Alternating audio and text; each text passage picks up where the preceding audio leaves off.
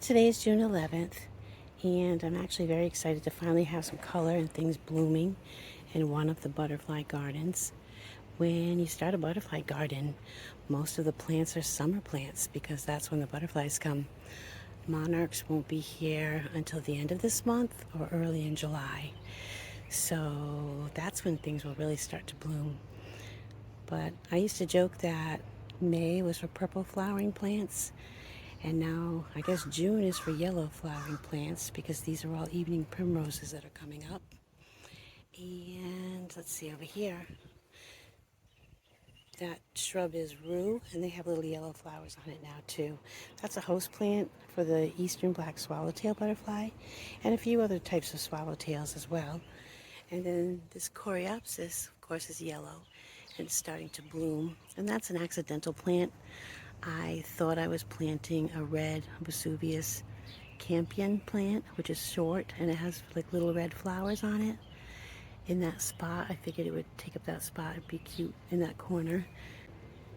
Instead, I accidentally grabbed the coreopsis when it was young and didn't realize it until a little while ago. So I may move that in the future too. I don't know if we need another tall yellow plant right there. So this was my favorite plant that started blooming in May.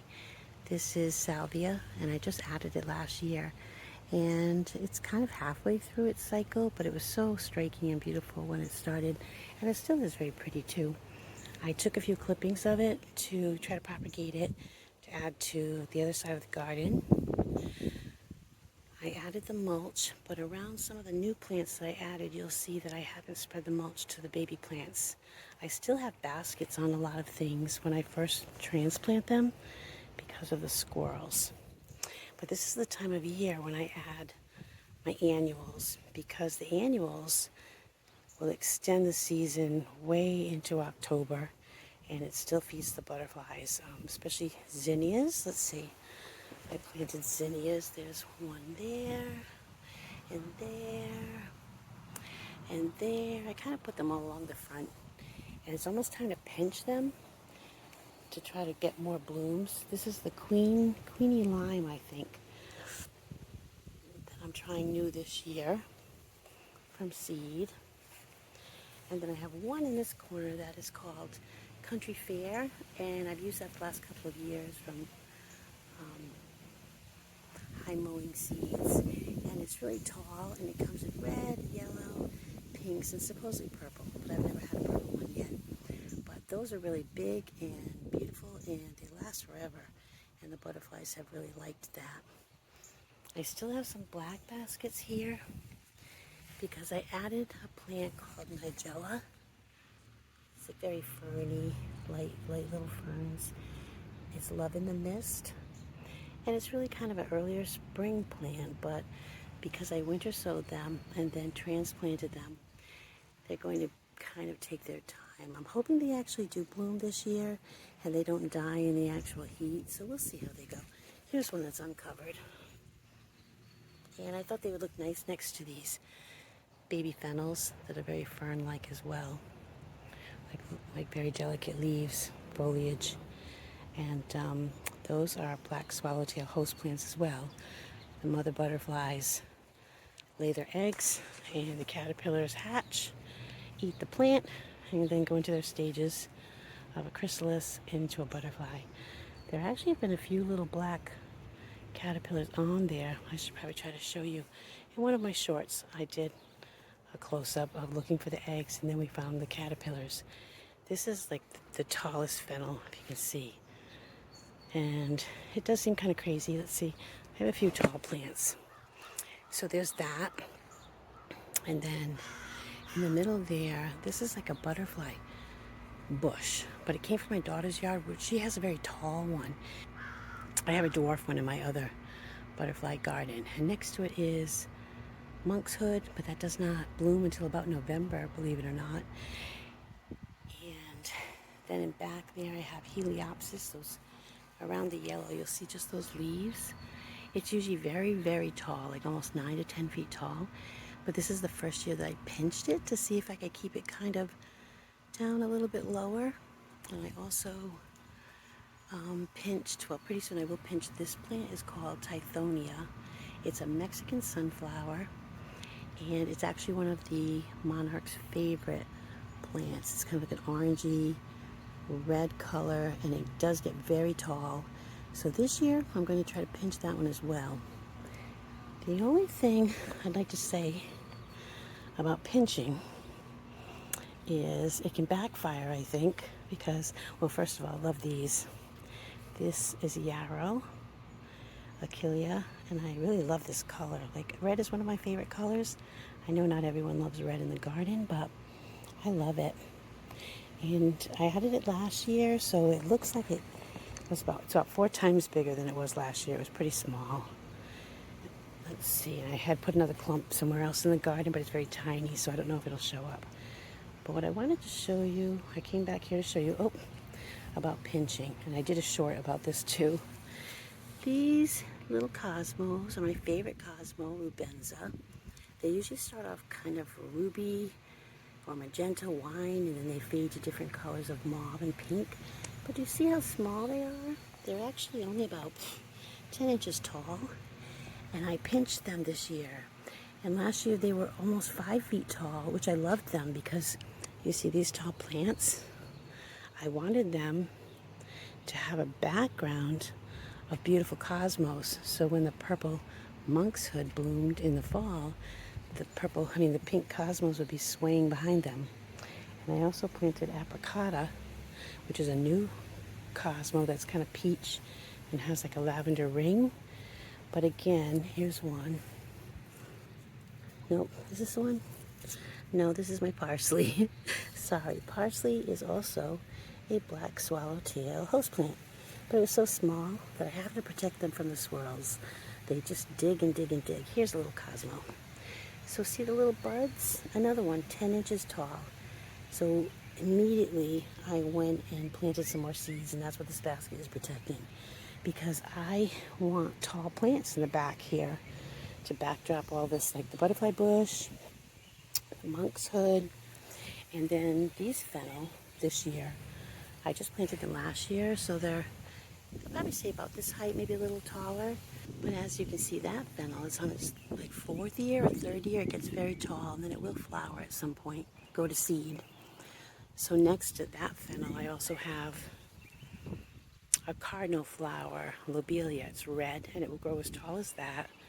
And it's great for the butterflies, but also the hummingbirds love it. So I did want to kind of balance this side and have some more. I wonder if I can find any little black caterpillar guys. It's hard because the birds, we have a lot of birds because of our hedges and our trees in the yard. If I can find one, I will show you. But they tend to disappear quickly as bird food, which is sad. But that's also why I end up taking them in and trying to, at least let them eat and go to chrysalis stage, and then I release them as adult butterflies. So I probably will take a few in soon if I see eggs again. So here's some more little cosmos. Oh boy, I can't believe I pinched them, and I was excited to get more blooms, but instead it just made them short. This looks like the apricota. It looks like it's going to be new. I'm excited about the color at least. So on this side, this is an orange butterfly weed that I took a piece of from my other butterfly garden where it's very big.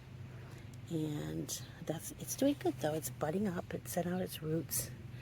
And so that will be a nice bright shock of orange over here. And as I said, I have the nigella in there that I'm hoping will be tall.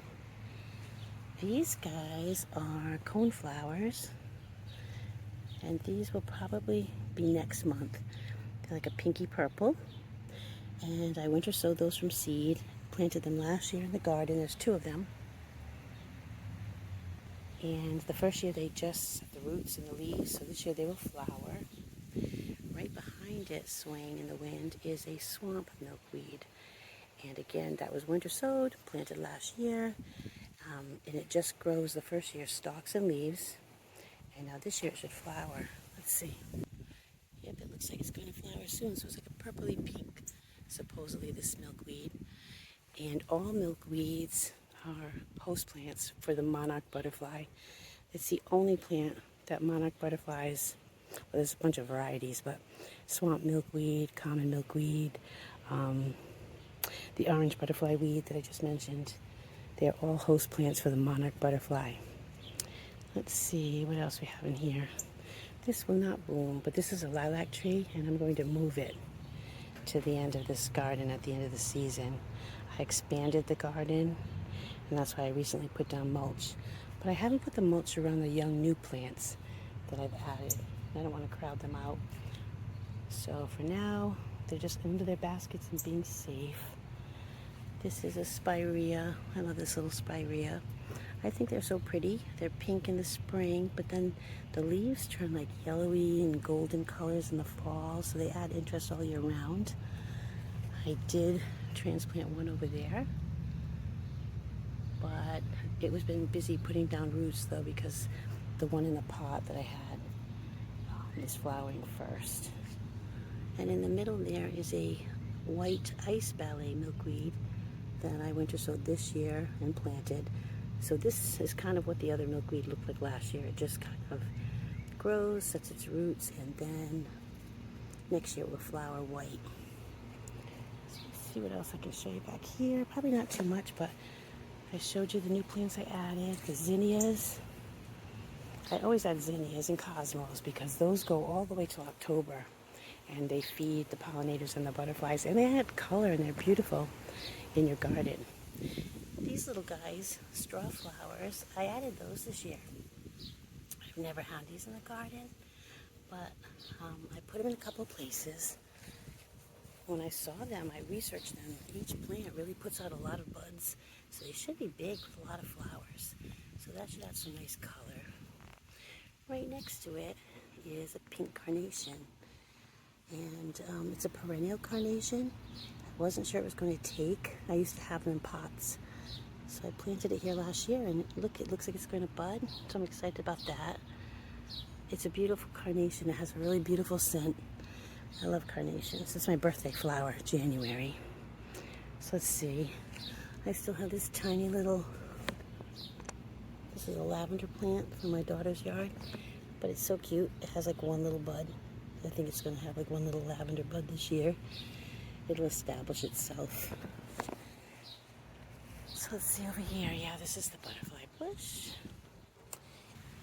Let's see. Oh, that's new too over there. I added a geum, which is a spring blooming plant. It's tangerine. And, but I ordered it and it had to sit for 5 days, and so I did plant it. I don't know if we got flowers this year, but hopefully next spring it'll really have established itself. I also see in the corner there, let me zoom in for a minute. That little guy, I believe it's a balloon plant I planted last year. We had a few little buds, so we'll see. So that's a quick tour of the butterfly strip garden in early June. And hopefully in 2 weeks we'll have a lot more blooms coming. My other garden, the hexagon garden, I will turn around quickly. It has more shade during the day. So right now we do have the primrose growing, but that's about it. So we'll check in on that garden probably in a week or two. This area I'm excited about is in the back there are hollyhocks, which I winter sowed last year and planted in the spring last year. So they have buds, and I'm not sure what color they'll be, but I'm excited about them. And these hollyhocks have not produced any buds yet. I don't know. They're supposed to this year, but they haven't done as well as this guy. And then for next year, I have the little lupins that I grew. I planted in front of the irises. The irises were beautiful. They bloomed in May. I think one of my videos has those. These guys are larkspur that I also winter sowed. There's a couple in the back there. And the only other thing, the blueberries too, I guess.